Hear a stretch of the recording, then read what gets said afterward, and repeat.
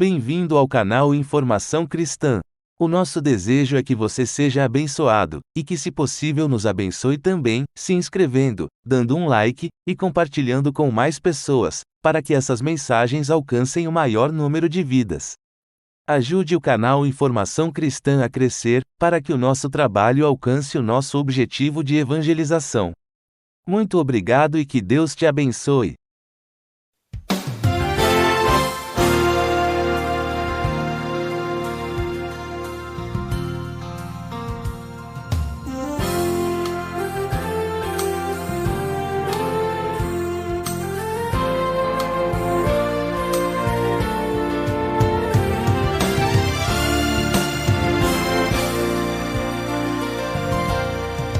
Vivemos em uma sociedade profundamente influenciada pelo pós-modernismo.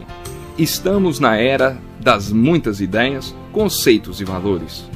Como viver em família nesta era? Como criar filhos nesta época, quando parece que eles é que sabem de tudo? O Encontro com a Palavra está apresentando a série Família. Vamos ao programa de hoje com o pastor Edson Bruno.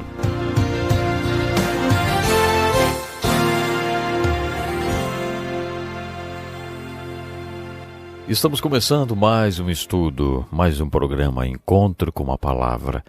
Eu gostaria que você soubesse, antes de mais nada, que é um prazer, uma bênção para toda a equipe do nosso programa, saber que você está aprendendo verdades bíblicas através desse trabalho. É realmente um privilégio ter você conosco. Nós estamos estudando o casamento e a família e temos visto os elos do casamento e gostaríamos de oferecer esses estudos para você. Então nos escreva, pedindo o livrinho, e diga para a gente como é que esse programa está lhe abençoando, como esse programa está abençoando a sua família. Nos escreva, o endereço está logo depois, aí no finalzinho do programa. Anote então e nos escreva. Passamos bastante tempo abordando o elo da compreensão. Temos falado sobre a importância de haver boa comunicação entre o casal e também compreensão. Hoje vamos continuar falando sobre o desafio de entender o seu cônjuge. Por que temos que entender o nosso cônjuge? Uma das razões é porque se o casal entender bem um ao outro, também conseguirá dividir as responsabilidades que envolvem um casamento e a vida em família. Existe uma divisão meio padronizada da divisão de tarefas no casamento. Quem faz as tarefas de casa, hein? Quem faz o quê? Como já dissemos em nosso último programa, essa divisão de tarefas não é definida com precisão na Bíblia, como algumas pessoas pensam. Muita gente já me perguntou como descobrir o versículo da Bíblia que fala sobre lavar pratos. Limparei Jerusalém como se limpa um prato, lavando-o e virando-o de cabeça para baixo. Esse versículo está no segundo livro de Reis, capítulo 21 e versículo 13. Segundo livro de Reis, capítulo 21, versículo 13. Esse texto não está dizendo que são as mulheres, mas os homens que lavam os pratos. Falando sério agora, a divisão de tarefas deve estar baseada no talento natural das pessoas. Tem uma coisa, os homens não carregam crianças na barriga por 9 meses, né? Isso já determina uma divisão de tarefas baseada no dom natural. É claro que a questão merece uma abordagem mais profunda. Eu não acho que enfraquece o homem se ele não é bom com os números e sua esposa é. Deixar que ela cuide da parte financeira da casa, por exemplo. Não tem nada de errado nisso. Nada de errado. Minha mulher e eu fazemos isso há anos e tudo está muito bem. Ela me ajuda muito com os números. Sabe, eu não sou muito bom em matemática, não. Por exemplo, eu posso ser bom em outra coisa e ela não é. E eu sou ruim em matemática e ela é ótima em matemática. Ela é um exemplo na questão de matemática. Bom, mas a única coisa que eu quero é que ela me dê um pouquinho do dinheiro, né? Então o resto ela faça o que quiser. Então ela gerencia as nossas finanças e faz isso muito bem. Sempre, todo mês, eu preciso recorrer à minha esposa para que ela me ajude com as contas. E ela me ajuda muito bem. A gente consegue realmente administrar muito bem. Ela é uma ótima gerente. Sou muito... uma gerente financeira, né? Bom, sou muito grato a ela porque eu não tenho o menor interesse nesse negócio de contas e dinheiro. Na verdade, eu não sei muito bem, não. Administrar essa questão do dinheiro e das contas. Ela faz muito bem. Ao mesmo tempo, eu não abdico da responsabilidade que tenho como cabeça do lar. O marido é o cabeça do lar porque é dele a responsabilidade de conduzir a casa. Ele pode delegar autoridade para que outros façam algumas coisas, mas ele nunca delega responsabilidade. A responsabilidade continua sendo dele. Ele só delega autoridade. Eu não estou dizendo que o homem, sendo cabeça do lar, é responsável por tudo na casa e que possa abdicar dessa responsabilidade e dizer para a esposa: legal, pode tomar conta das finanças, pode sair por aí gastando além do que deveria e deixando a família no zero.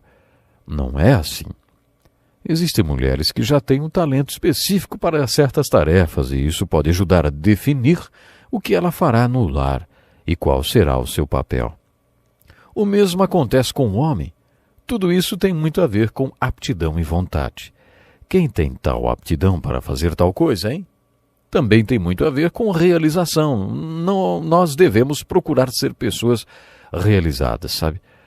Eu vou repetir, nós devemos procurar ser pessoas realizadas. O homem deve estar comprometido com a realização e satisfação da mulher, e vice-versa.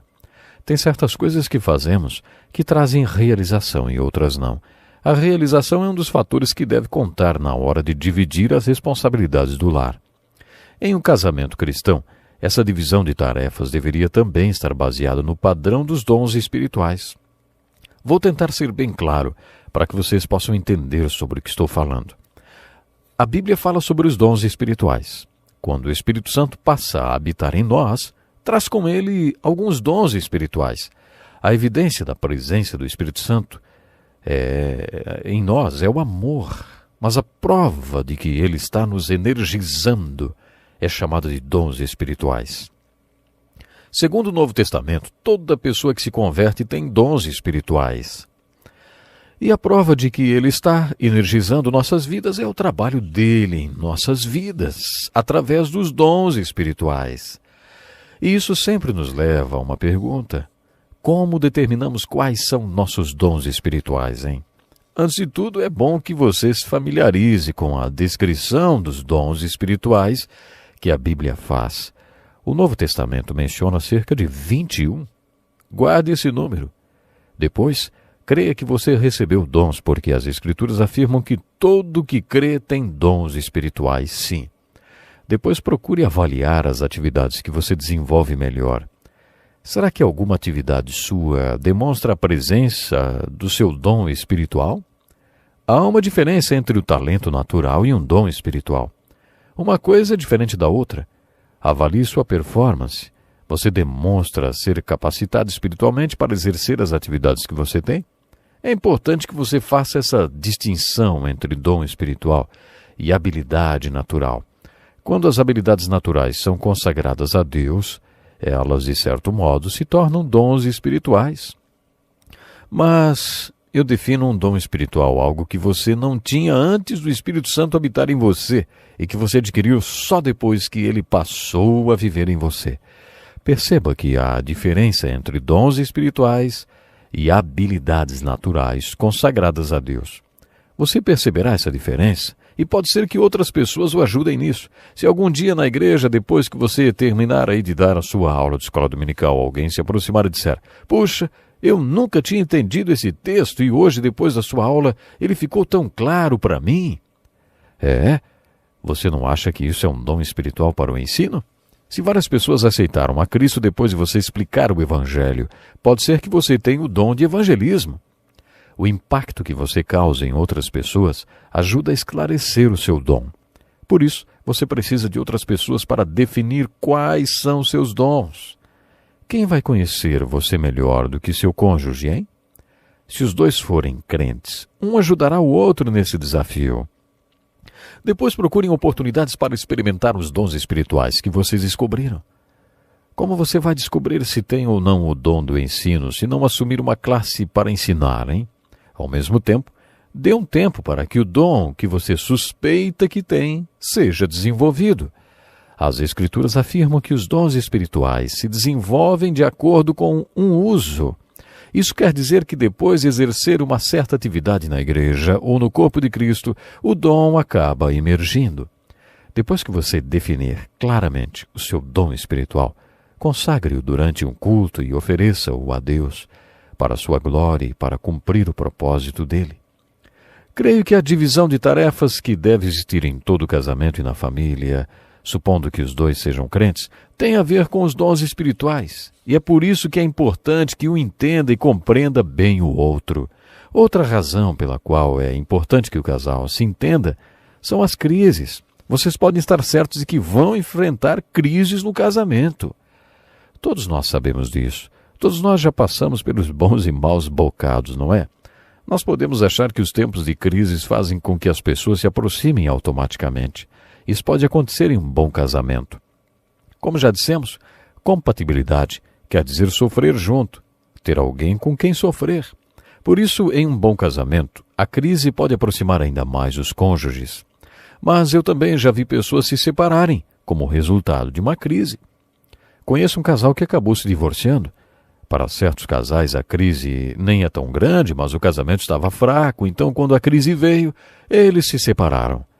Por isso é importante que um entenda o outro e que os dois trabalhem para que o casamento se fortaleça, porque os tempos de crise vão vir.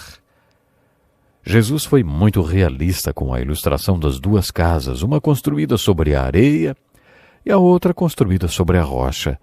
Veio a chuva, uma caiu e a outra permaneceu forte. A vida é assim, cheia de tempestades. Pode estar certo disso. Pode estar certo de que vocês vão enfrentar tempestades. Por isso, é importante que vocês tenham um relacionamento forte. Essa é mais uma motivação para que a compreensão entre o casal seja trabalhada. Uma das crises que frequentemente atinge o casamento é a infidelidade. Infelizmente, a infidelidade se tornou epidêmica e muitos casais passam por isso hoje. Mas a Bíblia nos ensina sobre este assunto. Primeiramente, creio que o cristão deva perdoar. Nós já falamos sobre uma das cláusulas dos ensinamentos de Jesus sobre o casamento, sobre quando a pessoa é seduzida e faz uma atitude que não é compatível com seu caráter. Não seria cristão expulsar a pessoa, mandá-la embora porque ela errou uma vez. O cristão deve perdoar. A palavra que Jesus usou quando apresentou a justificativa para o divórcio, segundo os estudiosos, foi devassidão, prostituição, imoralidade. Só neste caso o divórcio se justifica. Se o padrão de comportamento do cônjuge é a infidelidade e ele não consegue manter a exclusividade que um casamento precisa, neste caso, o casamento perdeu para o divórcio. Vamos supor que haverá infidelidade em seu casamento. Você acha que será difícil passar por isso? Como vocês viveriam juntos depois da infidelidade? É muito difícil porque a suposta parte inocente fica muito desconfiada e a parte supostamente culpada não consegue conviver com isso. É muito difícil aguentar a pressão da falta de confiança. Esse é um problema muito sério. Mas se isso for trabalhado no casamento e houver compreensão entre o casal, mesmo uma crise de infidelidade pode ser superada. Outro desafio que o casal enfrentará é a criação de filhos. Mas temos ainda uma outra crise, eu fico até com receio de mencioná-la, mas vamos lá. É a crise da meia-idade. Essa crise pode se apresentar de várias maneiras, mas no próximo programa nós vamos estudar sobre isso. Não perca então o próximo encontro com a palavra. Deus lhe abençoe. Que lição importantíssima. Obrigado, pastor Edson Bruno. Prezado ouvinte, coloque em prática o que você ouviu aqui. Sem dúvida, sua vida será grandemente abençoada. Este é um estudo escrito pelo Dr. Dick Woodward, na voz do pastor Edson Bruno. Escreva-nos e solicite o material. Nosso endereço é Encontro com a Palavra, Caixa Postal 2011, CEP 89201-970, Joinville, Santa Catarina. Até o nosso próximo encontro com a Palavra.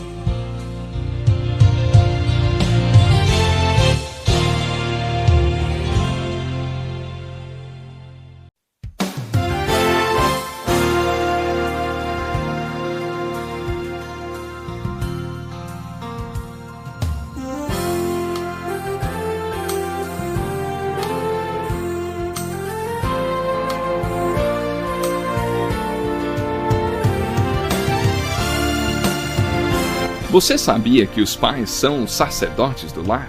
Eles devem não somente falar de Deus para os filhos, mas principalmente falar de seus filhos para Deus. O Encontro com a Palavra está apresentando a série Família e hoje quer nos ensinar algo a mais para vivermos uma vida de constante vitória em família. Vamos a mais um estudo do Dr. Dick Woodward com o pastor Edson Bruno.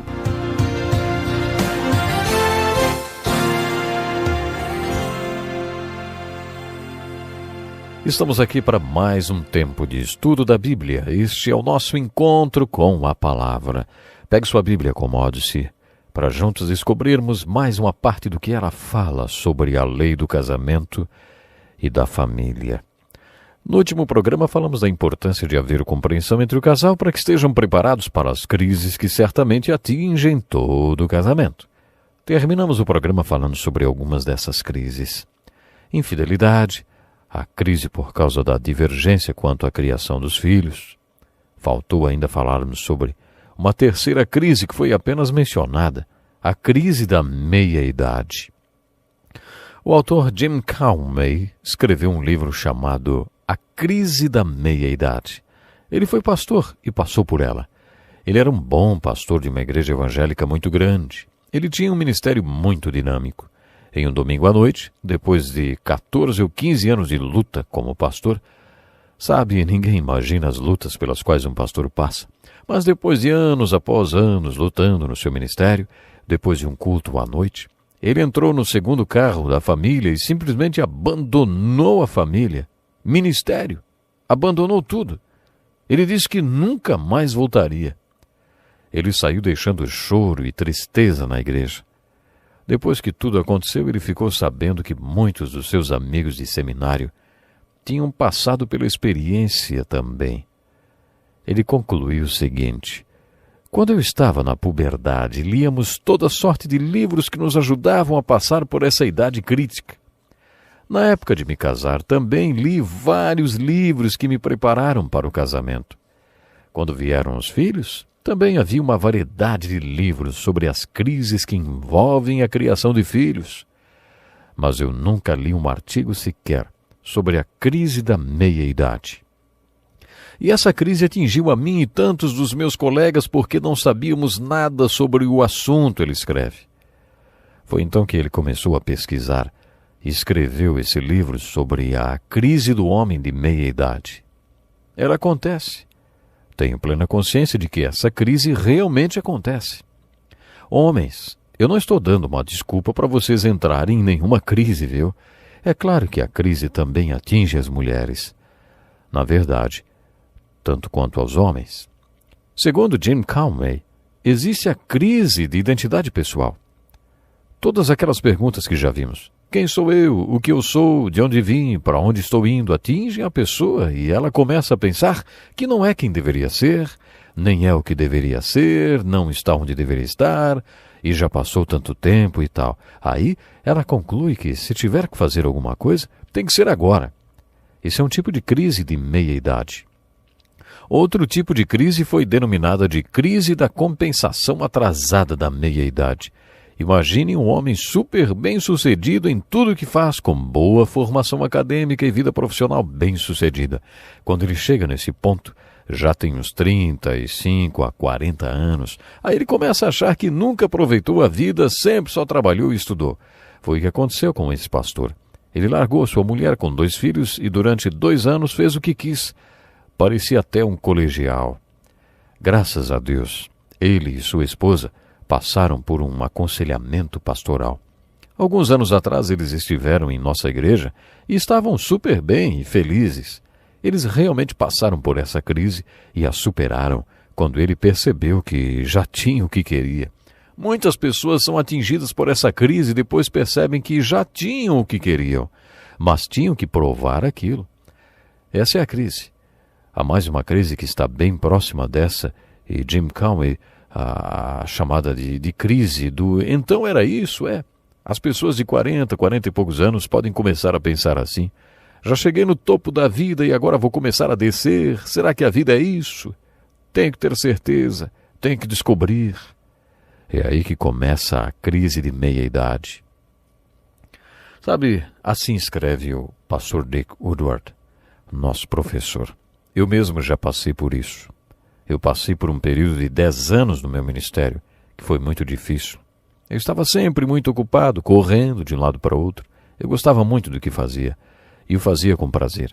Eu não tinha nenhum hobby e nem tirava dias de folga. Eu gostava tanto do que fazia que prometia ao pessoal que folgaria na segunda-feira, e quando dava 10 horas da manhã, lá estava eu, pronto para trabalhar, porque não tinha mais nada interessante para fazer. Eu amava o meu trabalho. Mas em um verão, preguei sobre casamento e família e depois todo mundo me procurou buscando aconselhamento. O pessoal da igreja estava viajando e eu tive que cuidar de tudo sozinho. Fiquei exausto e nunca vou me esquecer. Pedi demissão e saí da igreja. Horas depois, minha esposa, eu e 2 dos nossos filhos mais novos estávamos passeando de carro e passamos por uma casa funerária. Agradeci a Deus porque não tinha mais que ir lá. Naquela semana eu tinha feito o funeral de 3 crianças. Uma das crianças morreu de repente no berço. Outra havia morrido afogada na piscina e outra foi atropelada por um carro. Além disso, eu sempre trabalhava sob pressão. Eu passei por aquela casa funerária, pelo hospital e até pela igreja e agradeci a Deus porque não precisava mais ir a nenhum daqueles lugares, nem na igreja. Você já ouviu a história de um homem que não queria ir à igreja? Aí sua mulher entrou no quarto, abriu as cortinas e começou a puxá-lo para fora da cama? Ele dizia, eu não quero ir, lá só tem gente hipócrita, ir à igreja para quê? Ela continuava insistindo, até que pegou uma toalha molhada e passou no rosto dele. Ele ficou muito bravo e perguntou, me dê 3 razões para eu ir à igreja, me dê. Ela respondeu, tá bom, hoje é domingo. Você tem 40 anos e você é o pastor da igreja. Vocês acreditam? Acho que a coisa ficou ruim quando fiquei esgotado, sabe? A igreja acabou me dando um ano de férias remuneradas. O ano sabático. Foi um ano para eu me recuperar. Eles disseram que eu estava muito cansado e não sabia o que estava fazendo.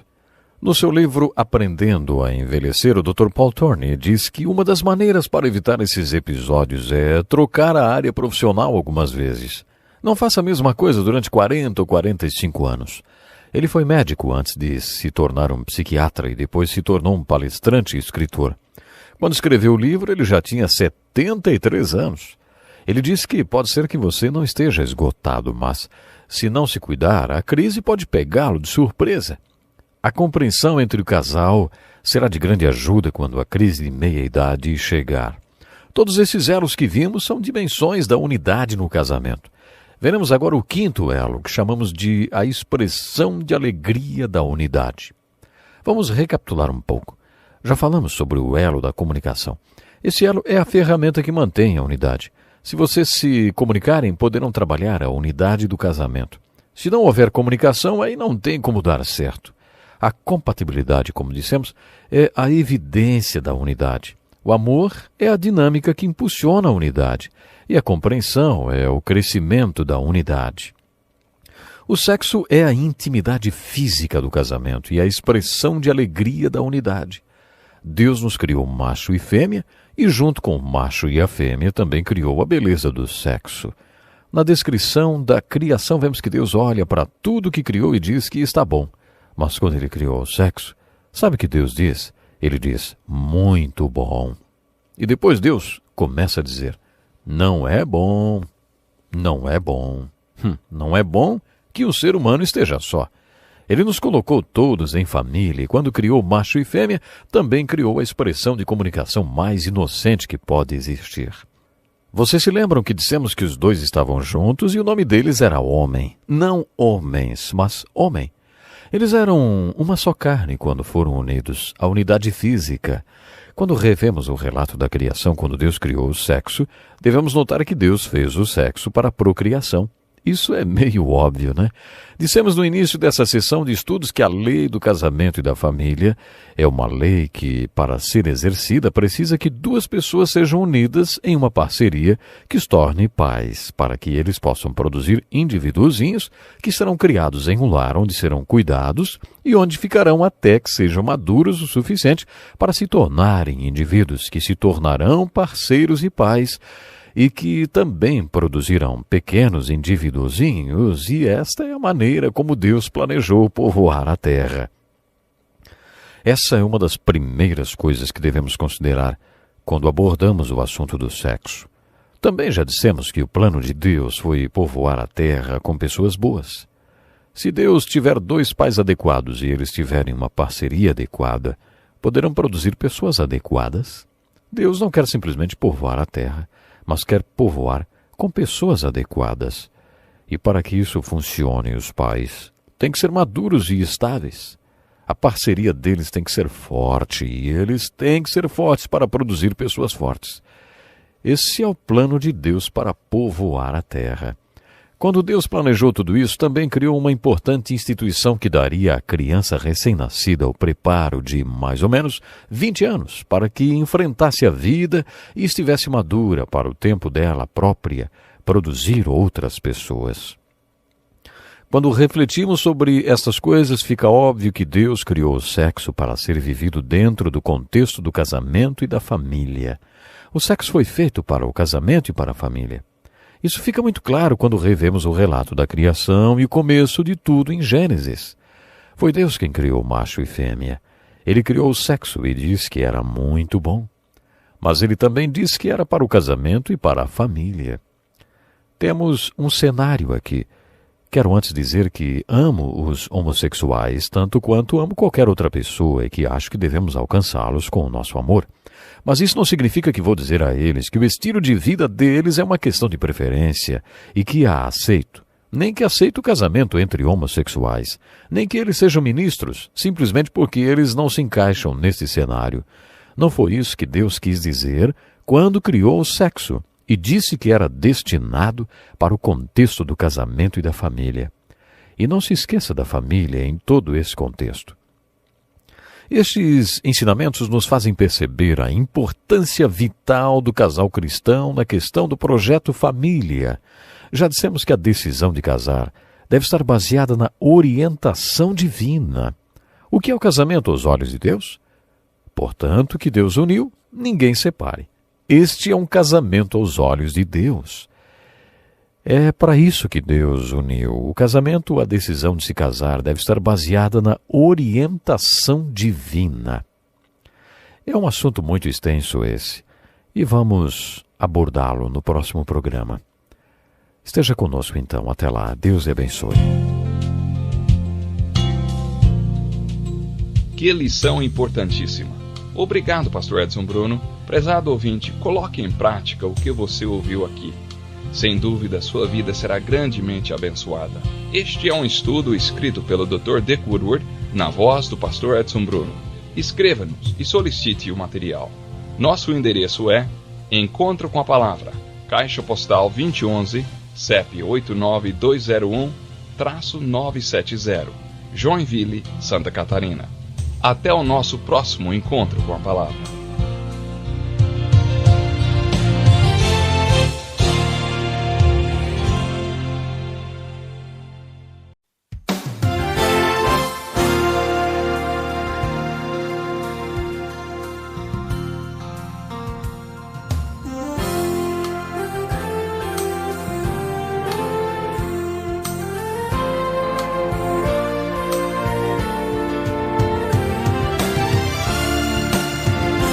Você sabia que os pais são os sacerdotes do lar? Eles devem não somente falar de Deus para os filhos, mas principalmente falar de seus filhos para Deus. O Encontro com a Palavra está apresentando a série Família e hoje quer nos ensinar algo a mais para vivermos uma vida de constante vitória em família. Vamos a mais um estudo do Dr. Dick Woodward com o Pastor Edson Bruno.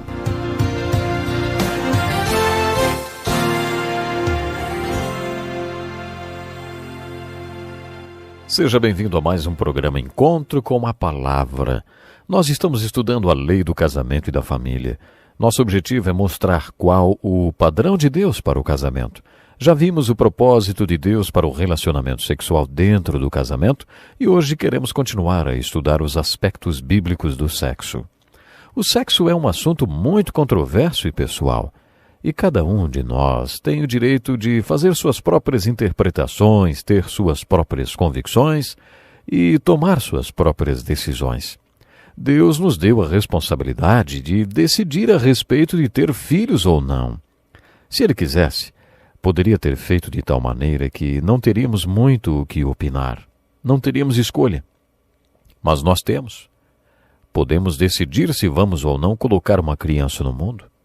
Já que é assim, creio que as pessoas deveriam pedir sabedoria a Deus antes de tomar tal decisão e não se encantar com o sexo, que é a expressão física do casamento, a expressão de alegria de maneira impulsiva.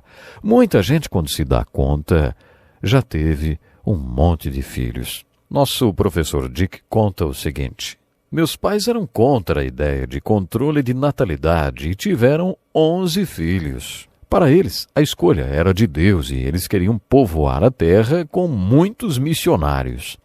Eles tinham essa motivação e não adotaram nenhum controle de natalidade. A princípio, eles queriam 6 filhos. Eu fui o 7º. Se eles tivessem adotado algum método anticoncepcional, eu não estaria aqui. Mas eles tinham o direito de escolher e eu respeito aqueles que ainda pensam como eles. Acho que, já que Deus nos deu o privilégio e a responsabilidade de tomar essa decisão, então devemos colocar nossos planos diante de Deus em oração. Se entendemos que Deus planejou o sexo para o contexto do casamento, porque Ele queria povoar a terra, então devemos começar a falar de sexo a partir daí. Outra coisa a ser observada é que, baseando-se no estudo das Escrituras, Deus também fez o sexo como um veículo de expressão para os casados. O sexo não tem apenas uma função biológica.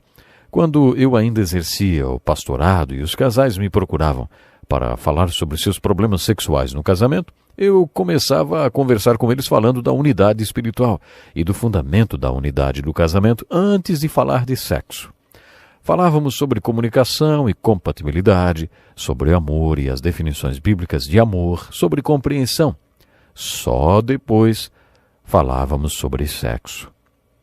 Mas eu quero lembrar você de que há certas informações que todos devem ter. As pessoas precisam ser instruídas a respeito do sexo. A informação ajuda muito nesta área. Minha primeira preocupação na área física do casamento é: o que você expressa através do sexo? Se não há comunicação, amor, compreensão, o que é que você está expressando, hein? Não é de se espantar que o relacionamento sexual de vocês esteja aquém do que deveria ser. Meu primeiro conselho para quem quer essa dimensão espiritual no seu relacionamento físico é prestar bem atenção no que chamamos de elo espiritual. Depois atente para o que falamos sobre comunicação e nos seus próprios conceitos sobre o que significa amar seu cônjuge. Relembre as virtudes do amor vistas no capítulo 13 da primeira carta de Paulo aos Coríntios. Paulo afirma que se você tiver o amor ágape, o amor de Cristo, o amor de Deus no seu casamento, o amor entre você e seu cônjuge terá todas aquelas virtudes. Em grego, a expressão tudo suporta significa estar seriamente comprometido com o bem-estar da outra pessoa. Experimente aplicar esse altruísmo santo no seu relacionamento físico. Será que durante o ato sexual você está comprometido com a satisfação e o bem-estar do seu cônjuge? Foi assim que Deus planejou o sexo e por isso devemos dizer que ele é uma expressão feliz da unidade. Qual é o grau de unidade de vocês, hein? Ele influenciará a sua unidade física. A maioria dos homens está interessado no prazer. Se você quer realmente ter uma boa vida sexual, estude e concentre-se nos outros elos. Quando você os entender, sua vida sexual melhorará. Deus planejou o sexo para a procriação, para ser um veículo de expressão do casal e para o prazer. Muitas pessoas não concordam comigo nesse ponto. Ainda existe muita influência puritana ou vitoriana nesta área, né? Eu não sei quando começou este conceito de que sexo não é bom e que Deus não tem nada a ver com o sexo. Eu já vi muita coisa surpreendente no meu trabalho com aconselhamento, mas ainda encontrar pessoas que acham que sexo não é bom, aí isso realmente é o mais espantoso, sabe? Quando alguém guarda em seu subconsciente a ideia de que sexo é sujo, essa pessoa pode vir a sofrer de impotência ou frigidez no casamento. A vida sexual no casamento tem que ser boa. Essas pessoas não conseguem conciliar essa ideia com o conceito que tem no subconsciente. O sexo é sagrado e santo, e nunca devemos passar qualquer ideia diferente dessa ideia para os nossos filhos, sabe? Esse é um grande desafio. Como você vai ensinar aos seus filhos e filhas sobre a virgindade antes do casamento, sem passar para eles a impressão de que há algo errado com o sexo? Que desafio é esse, né? E você não deve dar a impressão que a Bíblia tem uma ideia negativa do sexo. No programa recente pedimos que vocês lessem um livro do Cântico dos Cânticos de Salomão. Esse livro é um dos mais lindos da Bíblia e você sabe por que ele faz parte do cânon bíblico? Na minha opinião, um dos propósitos do Cântico dos Cânticos estar na Bíblia é para nos mostrar que o sexo é lindo, maravilhoso e criado por Deus. Tudo que Deus criou era bom. Quando ele criou o sexo, ele disse que era muito bom. É maravilhoso ter um relacionamento como o descrito no Cântico dos Cânticos. Como já dissemos, sabe, creio que há uma alegoria neste livro. Ele ilustra o amor de Cristo pela Igreja, do Deus Jeová por Israel. Mas esta é uma aplicação secundária. A principal aplicação do livro é mostrar que o sexo é bom. Sexo é bom. Sexo é lindo, ele tem que ser. Você pode perguntar a si mesmo, quais são suas atitudes em relação ao sexo? Acho que já mencionei com vocês o que ouvi uma vez, que o órgão sexual mais importante é nossa mente, porque depende dela toda a nossa atitude em relação ao sexo. Por isso desafio você com essa pergunta. Qual é a sua atitude em relação ao sexo, hein? O que você espera da unidade física no casamento? Você precisa fazer a si mesmo essas perguntas. Quais são suas expectativas em relação ao sexo? Qual é a sua atitude em relação ao sexo? Leia a Bíblia e responda. De acordo com a Bíblia, qual deveria ser minha atitude em relação ao sexo? Quais deveriam ser minhas expectativas? Vamos examinar alguns textos bíblicos. Em Deuteronômio 24, versículo 5, lemos assim: Se um homem tiver casado recentemente, não será enviado à guerra, nem assumirá nenhum compromisso público. Durante 1 ano estará livre para ficar em casa e fazer feliz a mulher com quem se casou. Essa é uma das leis de Deus para o homem que se casava. Ele teria 1 ano de férias para aproveitar a companhia da sua esposa e para fazê-la feliz. A maioria dos linguistas diz que o texto realmente se refere a fazê-la feliz sexualmente, proporcionar prazer a ela. Em outras palavras, 1 ano inteiro de lua de mel. Tem pessoas que não tiram nem uma semana de lua de mel. O que vocês dizem de 1 ano, hein? Isso sim tem a ver com priorizar, né? Por isso, trabalhe o relacionamento físico no seu casamento.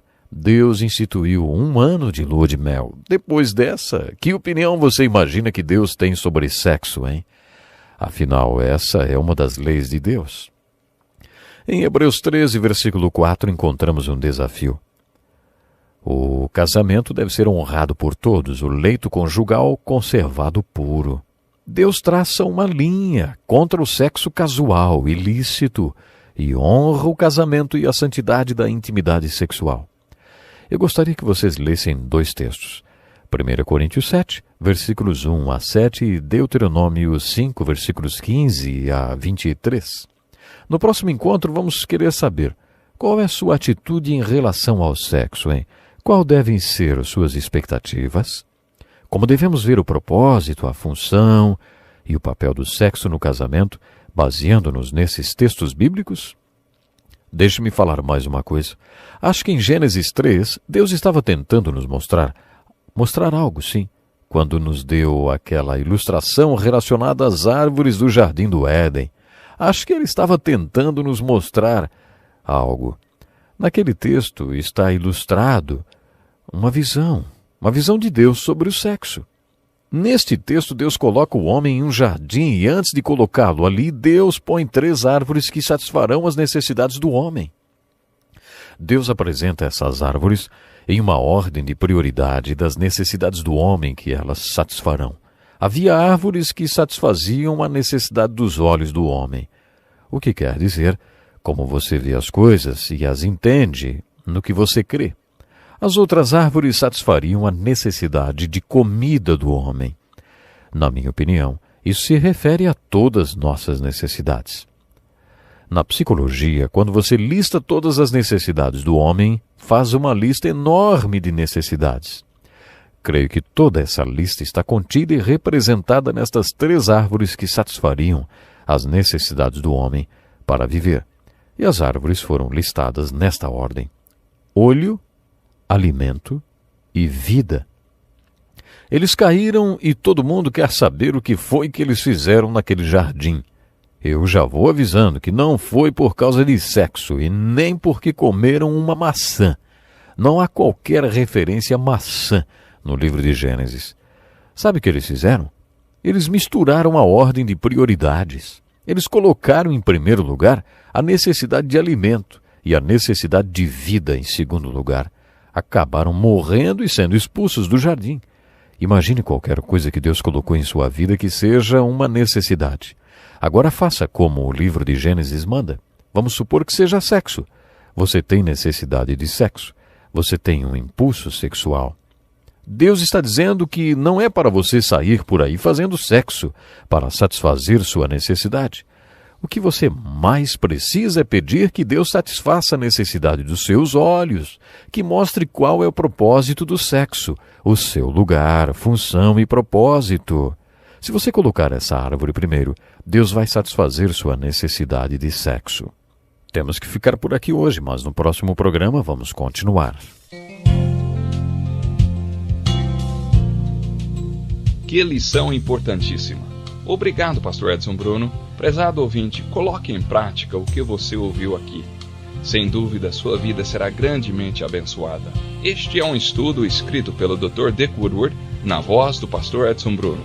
Escreva-nos e solicite o material. Nosso endereço é Encontro com a Palavra, Caixa Postal 2011, CEP 89201-970, Joinville, Santa Catarina. Até o nosso próximo encontro com a Palavra.